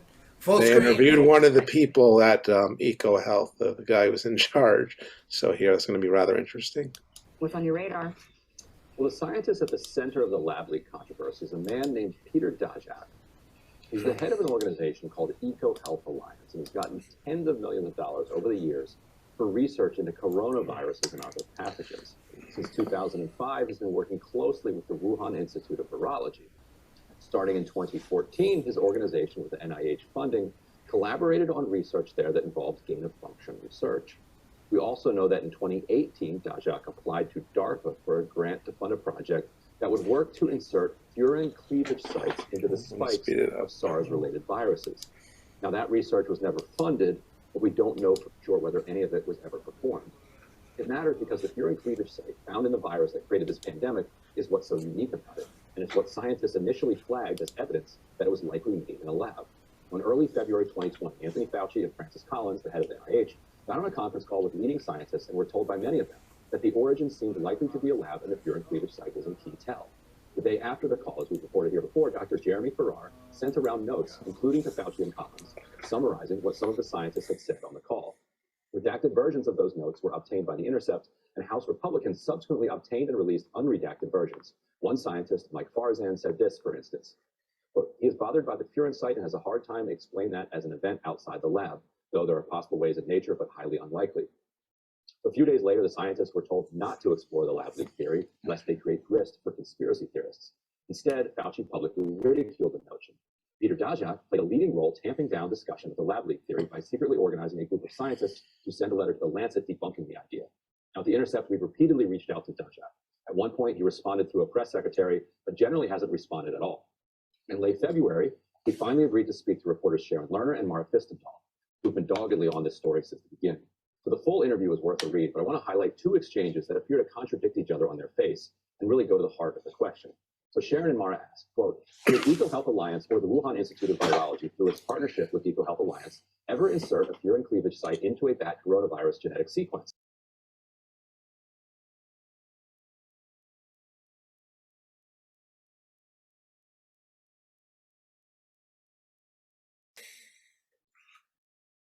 Beyond the pale. That's not in our plans, and it's not in any of our reports. So of course we didn't do that. All right, so that's pretty unequivocal. It's beyond the pale. Of course we didn't do that. Now, again, whether they inserted a furin cleavage site is a key question, because if they did, that could explain how the virus came to look and act like it does. But then Sharon and Mara then asked the logical follow-up. But isn't it the case that you submitted a grant proposal to DARPA to do so? And he said, we did submit a proposal to DARPA. I've not checked through the one that's online. That is the correct document. What I do know is it was widely reported that DARPA rejected that because there were concerns about safety issues. That is absolutely untrue. The document that allegedly is DARPA's response, their review of our proposal, I've never seen that before. It was never sent to us. I don't know if it's real. DARPA had a process by which people who didn't get funded could do an interview with them to find out why they didn't get funded. So I did that. Never once did they mention any concerns or issues around safety. Never once did they mention gain of function. The reason they told us it was rejected was because the amount we asked for was too much for them. They couldn't afford it. They actually encouraged us to resubmit in different ways. We then had protracted conversations with them about funding specific parts of it. They liked the proposal, unquote. Now, a DARPA source has since confirmed the document's authenticity to Project Veritas on the record. There's no doubt anymore that it's authentic. Daszak doesn't claim it is or isn't. So in two questions, he's gone from saying the research is beyond the pale to saying DARPA liked it, but it was too expensive. So the next question is, of course, was any of the work described in that proposal completed prior to its submission? Well, and this is Sharon and Mara. We were told by multiple sources that when you submit a grant, that at least some of the work would have been done, unquote. And that's the critical question. And it's one we haven't gotten an answer to yet. We know the grant wasn't funded, but lots of work happens outside of grant funding. And scientists do research to see which projects would be best to apply for full funding for. So Daszak replied, when you write a grant proposal and propose to do a new line of research, which is what we did, we would not be doing that research before we submit the proposal. That's not how it works, unquote. But lots of scientists have said that, in fact, that is exactly how it works. That it's very unusual to apply for funding for a line of research you haven't even remotely experimented with. So they pressed further, quote, when we asked you if you had ever inserted a furin cleavage site to a coronavirus, you responded with outrage, but that is what was described in the DARPA proposal.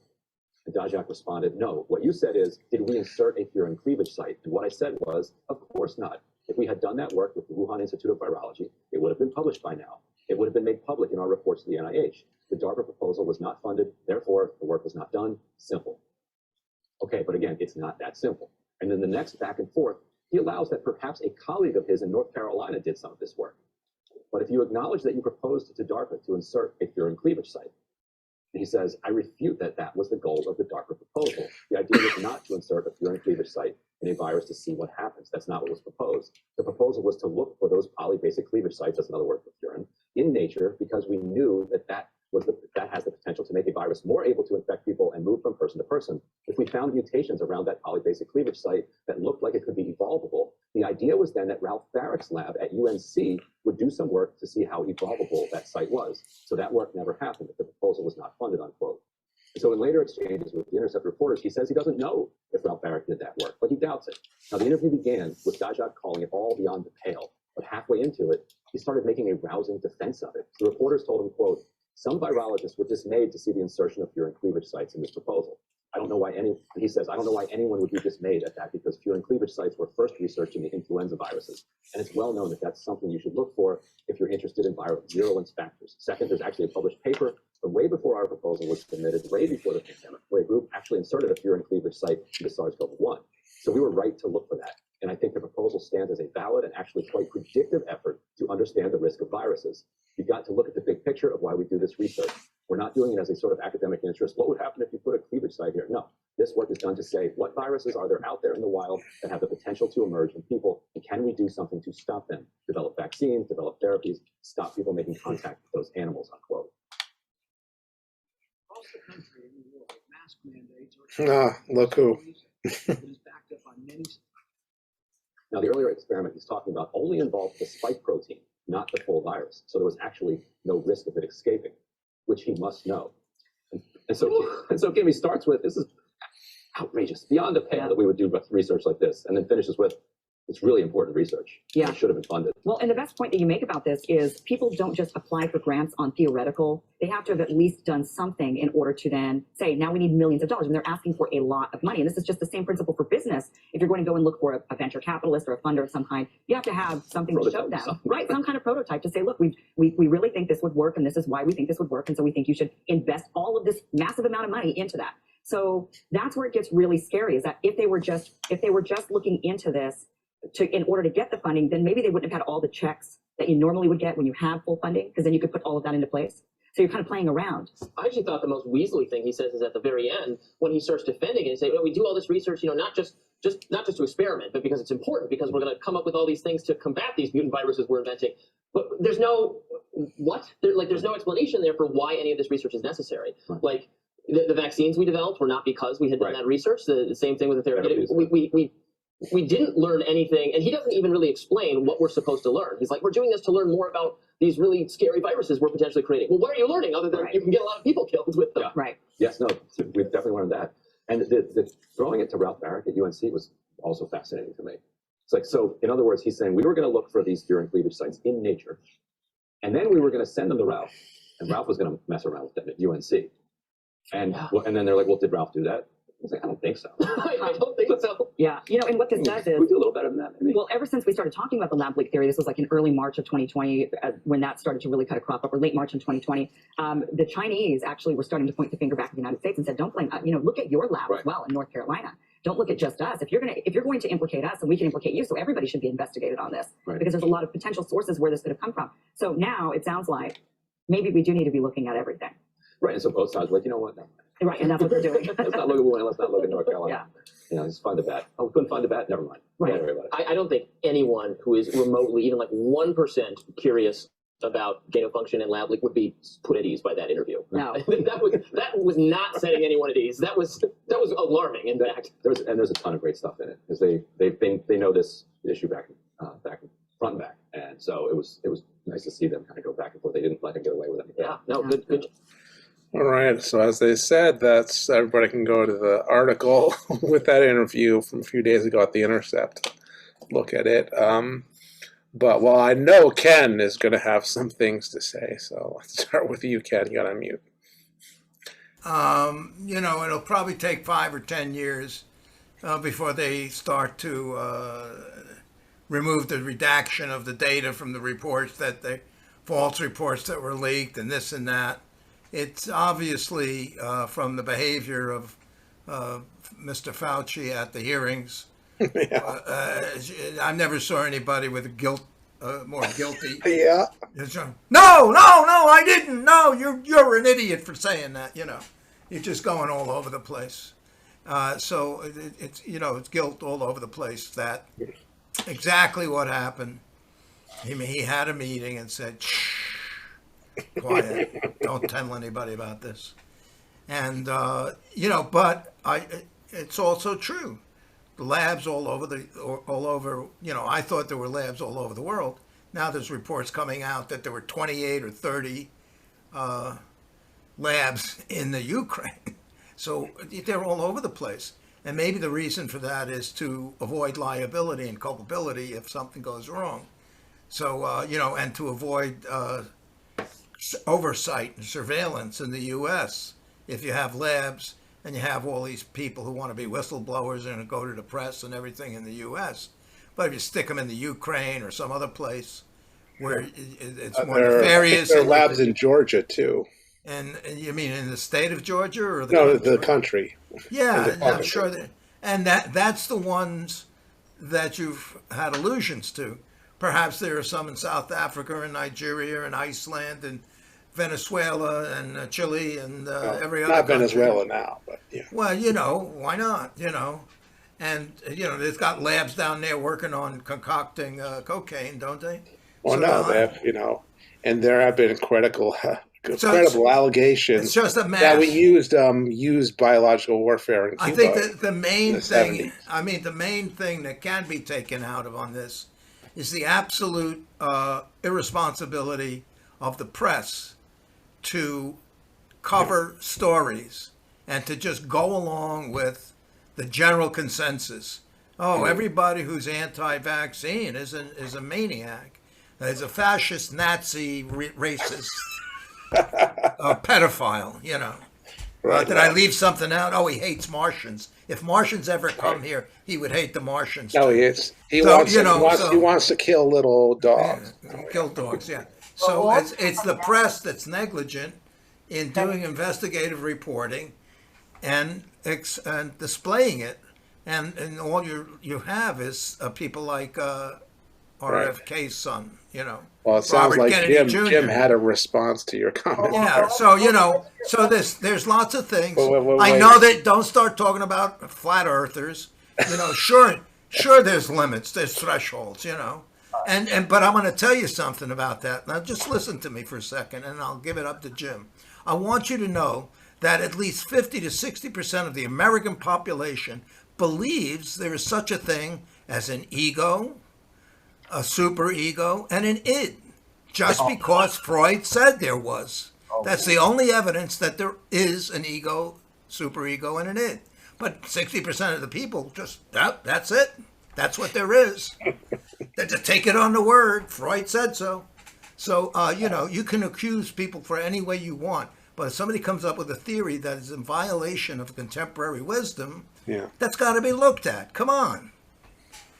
That's so. Okay, I'm done. Well, I'd love to see that survey about Freud, but I'd like to hear what Dennis has to say about this whole question of the gain of function, because it just shows you how we really need to get to the bottom of this. Yeah. Of what is the causality of COVID? Because I have respect for Grimm. I read his book years ago. Grimm, you may or may not know, was involved with the Marijuana Project. He wrote a whole book on drug culture in the United States. This is Your Country on Drugs. Right, yeah. In America. It's a great book. But Dennis, what do you think about this whole issue of the causality of COVID and how it comes in? What they were talking about was, the question of what caused it, and has it been caused by biotechnical research? I know it was funny they had Rand Paul there as the I figured they guess everybody would want to sit there and watch a gain of function description by Grimm, who's a good journalist. But what do you think, Dennis? You have to unmute, Dennis. Yeah. Just unmute. You're getting there. You got to unmute. Hit the old button there. You just there. Thank you. Yeah, now you're unmuted, Dennis. Okay. I have read a fellow through Monthly Review named Rob Wallace. And Rob Wallace argues against the laboratory argument. He thinks it's the way capitalism functions with nature that has disrupted nature, and that's what we're dealing with. I would say that I don't really know one way or the other, but I do know that Rob Wallace has convinced me that we have disrupted nature through capitalist methods of agriculture. I would say that that's the one problem we have. Another problem we have is probably messing around with biological weapons, and I mean, you never know when those things can go out of control. So that's a possibility of what happened. But let me leave it at that. Just think about systematic disruptions with nature, between man and nature. I'll leave it at that. All right, thank you. I wanted to talk about one or two other stories before we finish tonight. What other stories did you guys have lined up to talk about? Go on, you have to just in anticipation of, well, you kind of covered it. But I did have two short things on, the arrest of this alleged serial killer and the homeless attacks, and the Proud Boys guy getting arrested. Right, so I don't know if you want to play a whole piece on that. What you've dug up on the Right, because they're just, I'll play them both. They're just 2 minutes. I have them. Why don't you put them up there? Put them up there. Let's see what they have to say. Okay. So I think they're, but well. One is, I think, from the local station in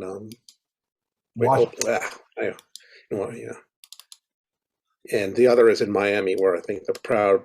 I think, this is the guy who's allegedly FBI informant too. So well, that'd be interesting. It'd be interesting to see if that comes out in this court case. Talk about this now. Okay, go on. Let's hear it. Dario, I think he is the one they've alleged is an FBI informant, and he was warned to be away from January 6th by his alleged handlers. Let's put it that way. Now the latest on the fallout from last January's crisis at the Capitol.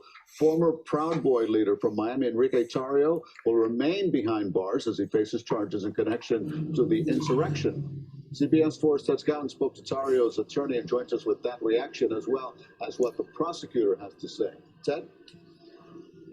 Yeah, Elliot, more than a dozen family and friends were in court. Two of them even offering to put their homes up for collateral, trying to bond him out. The judge said no, he's going to stay locked up. Is there anyone who'd like to comment, say anything on his behalf? Family and friends leaving court disappointed that former Proud Boys leader Enrique Tarrio will remain in federal detention as his case makes its way through the legal system. Just like anybody else, you'll be disappointed regarding the court's ruling that you're going to be held during the previous case. In court, Tarrio's attorney tried to convince the judge that he should be released on bond because he's not a threat to the community, not a flight risk, and wasn't even at the Capitol during the siege on January 6th. He was not present and the other individuals were there, and there's no showing, in essence, that Mr. Tarrio, in essence, orchestrated or did anything within Washington, D.C. and the Capitol. Those prosecuting Tarrio have a much different take. In arguments to the court, they said he spearheaded the conspiracy and even formed a new chapter of the Proud Boys called the Ministry of Self-Defense. They argued that even though he was not in Washington, D.C. during the attack, he continued to exercise command and control. Prosecutors argued Tarrio claimed credit for scenes unfolding in and around the Capitol, posting a social media message during the attack not to leave the Capitol, and in an encrypted chat of Proud Boy leadership posted, "Make no mistake, we did this," in an effort to keep him locked up until trial. Prosecutors said it's difficult to imagine conduct that poses a graver risk to our society. Now, the judge ordered that Tarrio be moved to Washington, D.C. That's where this case is going to be heard. Meanwhile, the next hearing is set for a week from today. Live in downtown Miami, Ted Scout. Okay, so let's go to the serial killer thing. That's right, so I guess from the New York station, over here at Channel 7. It is a busy news morning as we continue with even more breaking news. An alleged serial killer targeting homeless people in New York City and Washington, D.C., now under arrest. Eyewitness News reporter Derek Waller is live in Soho and has the breaking details for us. Derek? Ken, we just got that news moments ago from a law enforcement source telling ABC News that ATF agents working in Washington, D.C. made that arrest overnight, arresting the man you're about to see on your screen. Take a look at your screen. These are some clear, mask-free shots of the man police had been trying to find. And again, the breaking news just moments ago is that ATF agents say they arrested this man in Washington, D.C.'s southeast section overnight. Now, police said this photo was recently taken, and he is accused of shooting at least 5 different homeless men, killing one in D.C. early this month and another here in Manhattan over the weekend. Ballistic evidence was used to match all those shootings back to the same gun. Now, at a joint press conference Monday in D.C. with Mayor Eric Adams, D.C. Mayor Muriel Bowser, and top police brass from both departments, we learned how a D.C. police officer first made the connection. He happened to be scrolling through his social media over the weekend where he saw an image of the New York City suspect. From the moment we learned the 2 shootings were linked, we launched a citywide effort to reach out to the homeless population. And overnight, our cameras actually captured NYPD officers out here in Lower Manhattan, handing out wanted flyers and reaching out to the local homeless population, trying to make sure they know about this gunman who had been targeting them and also trying to get them into shelters. I want to come back out here live that some people have left signs and flowers and posters out here on Howard Street, where a homeless man was murdered, shot dead while he was sleeping on the sidewalk on Saturday morning. And so now again, the breaking news, since that shooting 3 days ago, police have already made an arrest in Washington, D.C. All right. Well, hopefully they got the guy. And well, it'll be. Wait a minute, Alex. This guy was on parole after he already was convicted of murdering 2 other people. That's the story. Come on. It's not this. Well, I didn't hear that part, Ken. So I didn't know that part of the story. Just Google the guy's name. God. Well, he was on parole for murder. All right. They released him. I hadn't heard of that, so I don't know.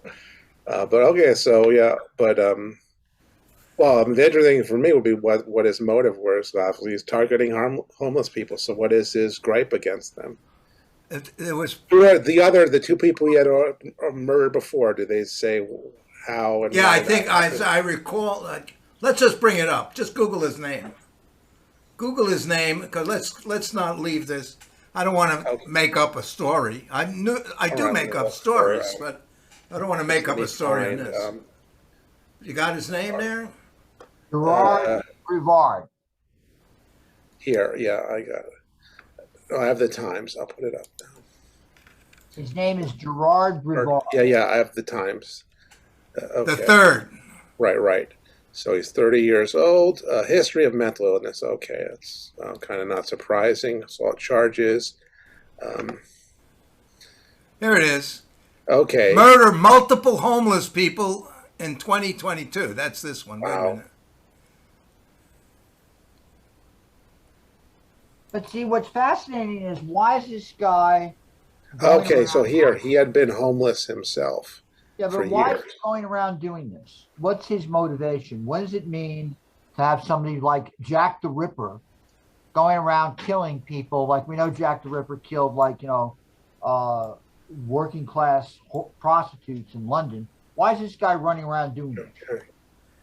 And here, the guy's father is comparing, some that it's similar to, again, that schizophrenic guy who pushed people in front of trains back in January, who again also was in and out of jail and hospital. So, I mean, that's a thing of valid comparison, Well, that's about the failings of our mental health and prison system. But that's the whole thing. See, I take the subways a lot. I see guys like this a lot, and I watch somebody show this mentally ill guy basically assault racially an Asian woman, and her to go back home, and he was obviously nuts. So, like, you know, when do they handle in a humane way these kind of folks? It just is ridiculous. They just throw them out, flotsam and jetsam out there in the streets. And this kind of thing where guys running around shooting homeless people in Chinatown, I mean, unbelievable. Or out, yeah, I did in Lower Manhattan, unbelievable. Yeah. So, so Dennis, any thoughts? Yes, there is a disruption between the housing situation and the solution, and that disruption is the real estate industry. Right. I'll leave it at that. Mm-hmm. All right, and any other? Well, again, we kind of been talking about it for months, but anything anybody wants to say about the Proud Boys leader getting arrested, or well, you know, remember, what that means? we're in the middle of the House, the Joint Committee there, and whenever they're going to roll out their show, we're going to see what happens. There'll be a little blip as to how people react to that and whether they're actually indictments. Remember, really, what we've seen so far is that Trump is liable to felony charges as a result of what they gathered so far. Now, whether the Justice Department has the balls to actually do it, who knows? But, you know, that's clearly where the direction they're heading with the charges that they read out in San Diego. Or I think it was Los Angeles County or San Diego just a week or two ago, before this conflict essentially submerged the media coverage. But anyway, that's that. So I just want to share something before we go. This is a piece in Al Jazeera today on the whole question of the no-fly zone. And the no-fly zone is quite controversial. We're going to see more debates about the no-fly zone as time goes on. This is a piece that occurred today on Al Jazeera talking about the no-fly zone. As Russia intensified air attacks, President Vladimir repeated his call. But the Western military alliance says blocking airspace would escalate the war.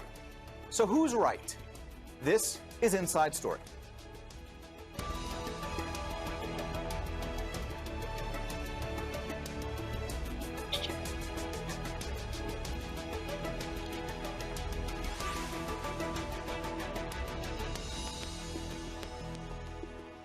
Hello and welcome to the program. I'm Mohammed Jamjoum. Russia's invasion of Ukraine is intensifying with air attacks on civilian areas. Artillery shells destroyed several buildings around the capital, Kyiv. At least 2 bodies were pulled from the rubble of this apartment block. Russian air raids on Sunday killed at least 35 people at a military facility near the border with Poland. That was the largest attack on western Ukraine since the invasion began. Homes and hospitals in Kharkiv and Mariupol have also been hit. Russia denies targeting civilian areas. Ukraine's president says the attacks show why NATO needs to impose a no-fly zone to protect civilians. And now I repeat again, if you do not close our skies, it is only a matter of time before Russian missiles fall on your territory, on the territory of NATO, and on the homes of citizens of NATO countries. Members of Parliament of NATO member Estonia are the first to demand a no-fly zone. Some or all aircraft would be banned from flying over certain regions.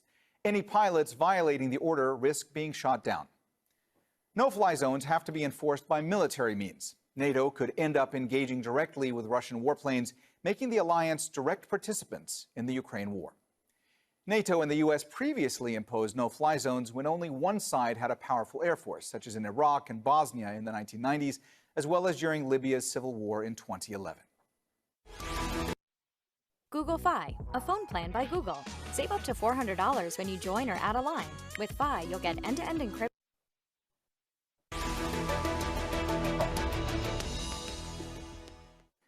All right, let's go ahead and bring in our guests from Kyiv. Helena Yanchenko, a member of the Ukrainian parliament and deputy head of Ukraine's parliamentary majority. From Brussels, Robert Pichtel, a senior fellow at the Casimir Pulaski Foundation in Poland. He's also a former NATO official. And from Perth in Australia, Alexei Muravyov, Associate Professor of National Security and Strategic Studies at Curtin University. A warm welcome to you all, and thanks so much for joining us today on Inside Story. Helena, let me start with you today. You and I spoke a little over 2 weeks ago on this program. At that time, you were calling for a no-fly zone. What does it mean to you today that despite repeated calls from President Zelensky and so many others in Ukraine, officials in NATO have continued to refuse to impose a no-fly zone? Listen, I will tell you what no-fly zone means for Ukrainian innocent citizens. It means thousands of innocent Ukrainians, women, children, older people will be safe. You know that the crimes that Russian occupation troops are now committing in Mariupol and many other cities. But Mariupol, the situation in Mariupol is the worst. Today, deputy mayor of Mariupol reported that 20,000 civilians were killed in Mariupol only. 20,000 people. Do you imagine that? Do you imagine the scale of these crimes of Russian troops in Ukraine? And they hit Mariupol heavily from air. They hit it from aviation. They hit it with its grads, tornadoes, and stuff like that. They sent missiles to the peaceful cities of Ukraine. 20,000 innocent Ukrainians killed in only one city. And this is all happened because West and NATO countries are not ready, because they fear. I don't know what they fear. I don't know what they fear. Don't they fear thousands of people being killed? But because they still fear to implement no-fly zone in Ukraine, the crimes against humanities, the murders of thousands of civilians are going on a daily basis. Now I'm in Ukraine, in Kyiv, and I should tell you that it is horrible. We are going through a nightmare. Many cities of Ukraine are going through a nightmare of it on a daily basis. We hear missiles from our windows on a daily basis. This is the thing that you can't get used to. This is the nightmare that we live in. And no-fly zone will definitely help to stop these crimes of Russian troops that they commit and keep committing in Ukraine. This is what no-fly zone means. And we believe that no-fly zone should be implemented. Otherwise, the world will not be a safe place to live anymore. If one country, if one crazy dictator called Putin can send his troops to another country, a sovereign, peaceful, democratic country, to start kill civilians, then world is not a safe place anymore. And that is why citizens all over the world and politicians should actually start acting, well, more actively. Robert, you heard what Helena had to say there about all that's going on throughout Ukraine. We know NATO's position, which is that if they were to try to implement a no-fly zone, they believe that could spark a wider conflict. Let me ask you, how much risk is there from your perspective that attempting to implement a no-fly zone over Ukraine would spark this far more dangerous conflict? Yes, I mean, first of all, my heart goes out to Halina and all the Ukrainians. It's a tragic, it's a barbaric attack that they are experiencing, and it's just, Russia has put itself beyond the pale. Let's just stress this. I'm a former NATO official, so I can speak I'm speaking in a private capacity. I mean, if it was up to me, first of all, I would not put the no-fly zone concept, off the table. Right. I would consider it more carefully, perhaps, in terms of maybe a partial no-fly zone concerning certain areas. Mariupol is an absolutely, the most urgent example. I mean, first of all, there is nothing in international law which would kind of make this such a move illegal. Ukraine has the right to self-defense. It has the right to ask other countries, to help, and also, even Russian hypocrisy of the regime, Kremlin, as they're not even calling it a war. There is also, the right to protect. doctrine enshrined in UN documents. The problem is, however, that right now, there is no consensus in NATO. And it's, you have to ask these questions, frankly, in the capitals, particularly in Washington, but also in major European capitals. When, for instance, my country, Poland, has offered quite a generous offer, for free, over 20 fighter planes, there was a number of countries in, again, Western European countries who said, no, that's a bad idea, even though nobody was asking them to actually provide anything. This is the reality. Now, having said all this, it is true, one has to be, quite sort of direct about this.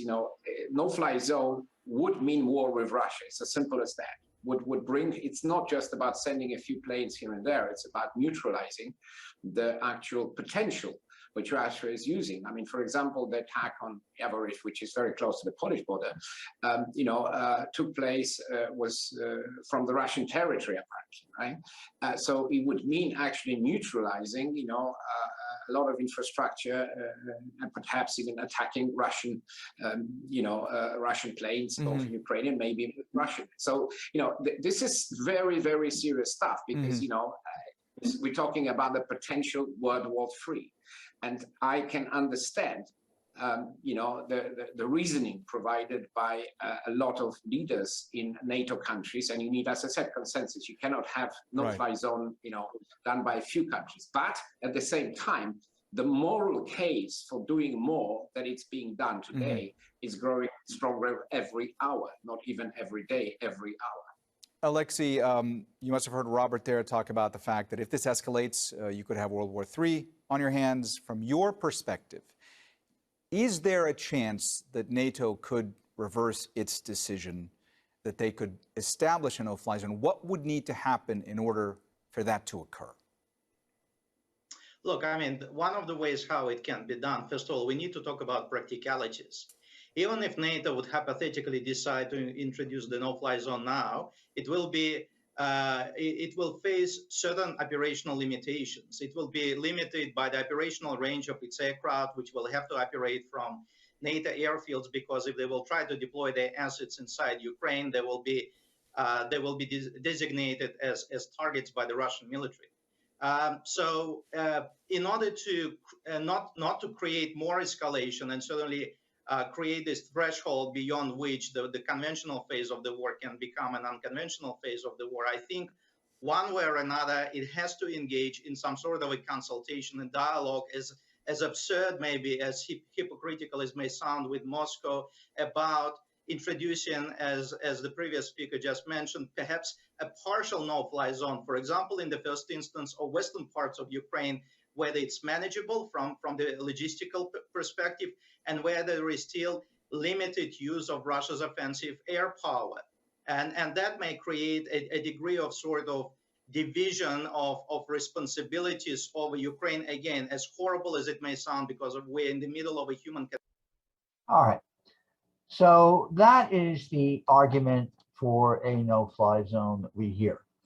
So let's just hear what people have to say about this. Alex, I personally predict that we're going to see more clamoring for no-fly zones in days to come. We're going to see, particularly when Kyiv is surrounded and enveloped, when you have pictures of civilians being killed, that's hot TV. That's hot TV. That goes over very strongly with public opinion. Already, American public opinion has completely shifted on the issue of intervening in this situation. Now, most Americans are in favor of some form of intervention, as opposed to when this began, most weren't. So, succinctly, in your mind, what's your opinion about no-fly zones? No-fly zone means global thermonuclear war. I don't see any way around it. And in line with that, I would recommend all our listeners go to the World Socialist website. Has just reprinted, with this in mind, a series of articles about what nuclear war would mean, interviewing, relevant scientists on the subject. And again, the use of just 100 smaller nuclear weapons by the Pakistanis and Indians against each other, that would lead to, it's estimated, 2 billion people died of full-scale nuclear exchange, would guarantee the virtual extinction of the human species. You wouldn't have, there wouldn't be any agriculture, no crops would grow for more than a decade, and almost everybody would starve to death. So it's that stark, and anything that, would greatly increase the chance of that happening, is something we shouldn't do. I mean, there's a reason we de-escalated, President Kennedy did, during the Cuban crisis. There's no coming back from nuclear war. So, and I think, All right, let me hear from Dennis. Dennis, what do you think about this no-fly zone debate? I'm against it. I agree with Alex. You agree with Alex? Yes. Okay. Do you have any other comments about it? I have no comments about it, except it's very dangerous to start engaging the Russians in actual war, because you never know what Putin's going to do. And I would say that we should back off. All right. All right. Well, that's okay. Let's hear from Kenny. Kenny, what do you think about this no-fly zone issue? Got a full house here. Don't Wow. mess with it. Right. Look for alternative solutions, immigration to other states, complete isolation of the Russian regime, and so forth and so on. Not getting in another punching match. If we could convince people to say, give us your best UFC fighter, and we'll put up one from the Ukraine versus one from Russia. We'll have a contest, and that's how we'll decide this. That would be nice. But no, we don't want to go in. It's bad enough everybody's escalating up with weapons and explosions and mines and missiles and airplanes. No good. We don't need World War III on any level. And it hasn't been, the wars that have been going on in Iraq and Syria and between Hamas and Israel and all over the world, the hot wars, not pleasant affairs, not very efficient, not getting over. Nobody's using nonviolent weapons. I'm talking about the Pentagon has a full arsenal of non-lethal weaponry, gas and rubber and balloons and foam and all kinds of things you can use for sometimes they'll use it for crowd control, but nobody's doing that. It's always bullets and hollow point bullets, and Russia's been maybe using this vacuum bomb. No, we don't want to get into that. Right? Get the screenwriters in Hollywood to write more rom-coms, and just if they want to do war, make it like Space Invaders, killing insects on another planet for their scripts. We don't need that in this planet. So back down. Back the fuck down. No war. Right. There has to be an immediate ceasefire. And these kind of issues, the two other disturbing little factoids to throw into this. One thing I see not discussed at all in the left arguments, because I actually attended a planning meeting for a demonstration to occur in Manhattan about this conflict. And everybody was going back and forth about NATO expansion, about everything else, but nobody brought up the issue of the fact that we're close. I actually brought up the fact that, look, this is so grave a situation because you have 4 nuclear powers engaged in conflict with each other: France, United Kingdom, Russia, and the United States. And to me, the possibility of this stumbling into a modern version of what happened after Gustav Princeps did his thing in Sarajevo in 1914 is very real. And it could escalate into a nuclear war. Russia changed their nuclear doctrine a few years ago to actually increase the likelihood of using tactical nuclear weapons. That's not generally known. They usually want to stress the United States' culpability. We know the United States has remodernized its nuclear capacity, nuclear war capacity in the past 15 years. Obama initiated that $1 trillion modernization of nuclear weapons. But, you know, the Russians, of course, did the same thing. And another aspect of this that's also dangerous is that you get into a miscalculation phase, similar to what happened in 1983 with the Archer-Able exercises, where the Russians went to a ability to launch a nuclear war because they thought we were starting to attack them. One problem in this situation is that the Russians lack the ability that the United States has to detect missile launches anywhere in the world. They don't have that capability. So the problem miscalculation is just increased. So yes, the no-fly zones are a dangerous escalation. But on that note, I want to thank everybody tonight. This show is going viral. We've been talking about all sorts of variety of issues. We ended with a particularly bright one, talking about no-fly zones. You know, we were very happy to have Dennis Goldstein with us tonight, Ken Aaron, and Alex Stavropoulos. This show is going viral, the March 15th edition. Good night and stay tuned.